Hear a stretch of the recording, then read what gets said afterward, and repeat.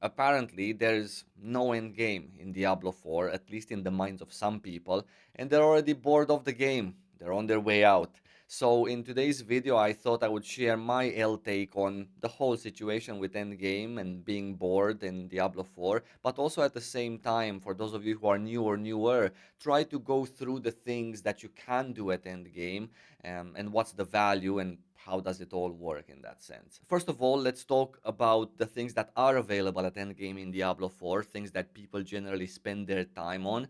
And after that, so it would make more sense, we're going to talk about people's opinions and being bored in Diablo 4. Level 100 is not a place where you unlock some sort of magical endgame treasure box that opens up this content that you're not going to be bored after you get there.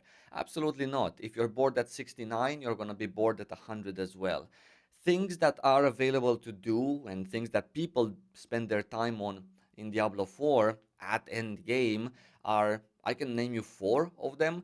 One is doing Uber Lilith, two, doing Nightmare Dungeons of higher and higher tier for the challenge, and number three is playing several classes. Of course, there is also a number four that's not very appealing for most people, I suppose, which is figuring out your build, creating build or builds in general. People spend time in Diablo 4 on that as well. I'm gonna tell you something that's gonna be shocking. Okay, listen. This is okay. You ready? This is shocking. The end game in Diablo 4 is about logging in, slaying monsters, having fun. Oh, whoa, whoa, whoa. This in 2023 as an end game activity in a 6-week-old game? Holy shit. Of course, there is a lot of other activities that you can take part in.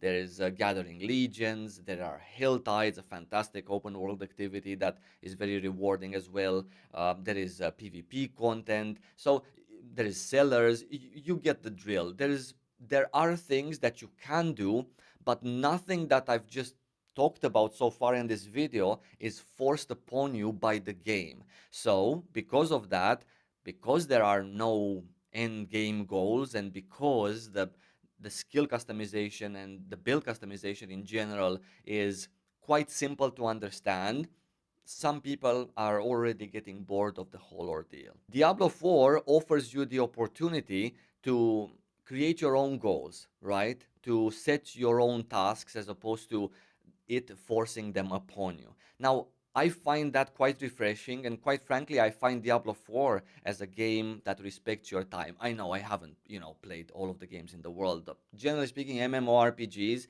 have a very strict set of preset rules that you need to follow in order to get ready with your item level for the next patch and hurry up, and they put pressure and peer pressure and social stuff, and it's just a typical MMORPG experience. I've had a lot of those in the past, and right now in Diablo 4 I feel like I can set my own goals finally. If I want to just do Uber Lilith with a build that's not broken or mega OP, I can just spend 4 hours a day on that on a daily basis. If I want to level up all the characters to level 100, I can just do that. If I want to gather 4 sets of gear for 4 different builds for my Necromancer or Barb or whatever, I'm just gonna do that, and that's gonna be the activity that fills up my time in Diablo 4.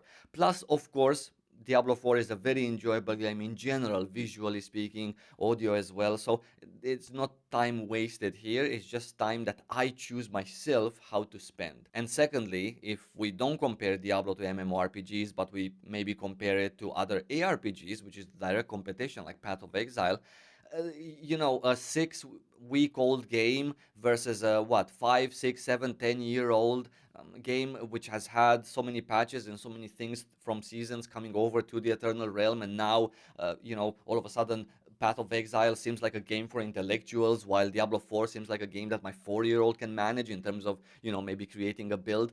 Quite frankly, if you get to play Diablo 4 a lot and you want the perfect build and you're creating your build yourself actually, it does take a little bit of time, more time than people might give the game credit for. If you want everything to be perfect, to farm for it, or just to imagine a build or to build the perfect kind of character.